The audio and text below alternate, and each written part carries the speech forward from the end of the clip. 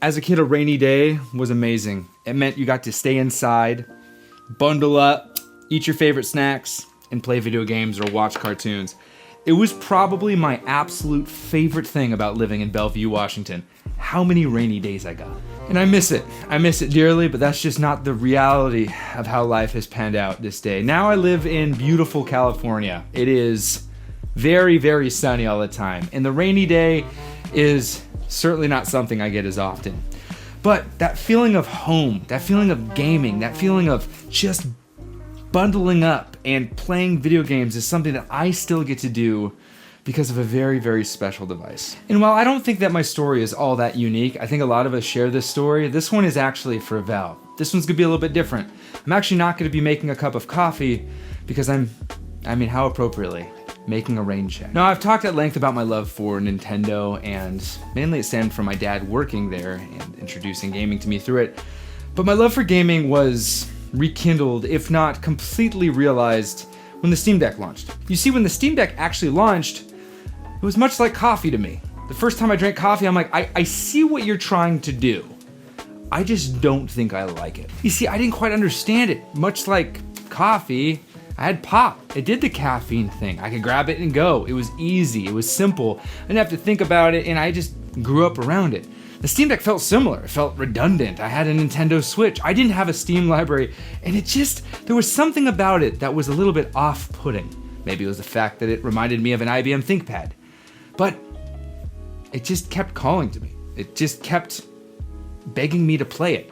And I think there's something special that happened when the very device that I had that was redundant in nature got me to repurchase my whole entire gaming library on it.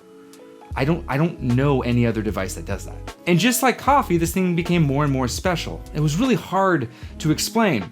When you drink a cup of coffee with friends, it's something you do, you sit around, you enjoy it. It's unlike any other beverage because the barrier of entry actually is quite low, and there's something for everybody. In that, you actually don't have any moments in which you are altered. You are actually enjoying a moment in real time with other people. And this is something that the Steam Deck did for me.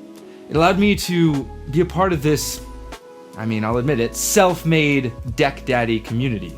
People that were like-minded. They just wanted to play games. There isn't this, oh, this is not giving me what I want, oh, this isn't that. In fact, quite the opposite. The very device itself was one that we felt respected, we felt honored, but most of all, we felt like they were telling us the truth. This is something that is unlike any other gaming device that I've seen, especially now in 2025. And then Steam decides, you know what would be great?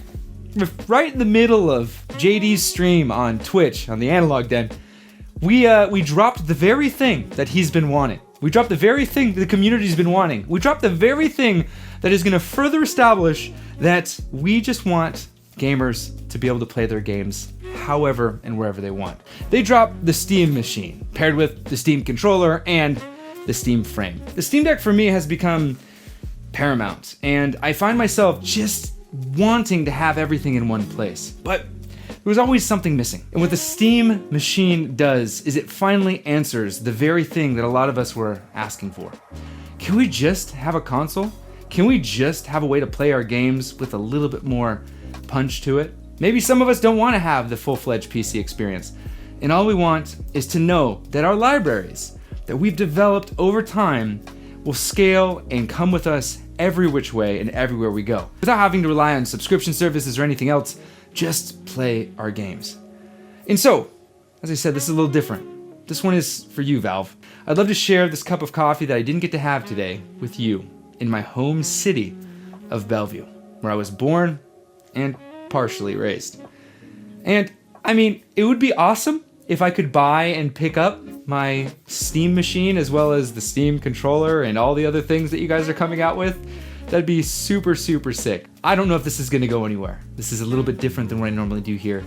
But as they say, I wanna shoot my shot. So here you go, Valve. Let's chat.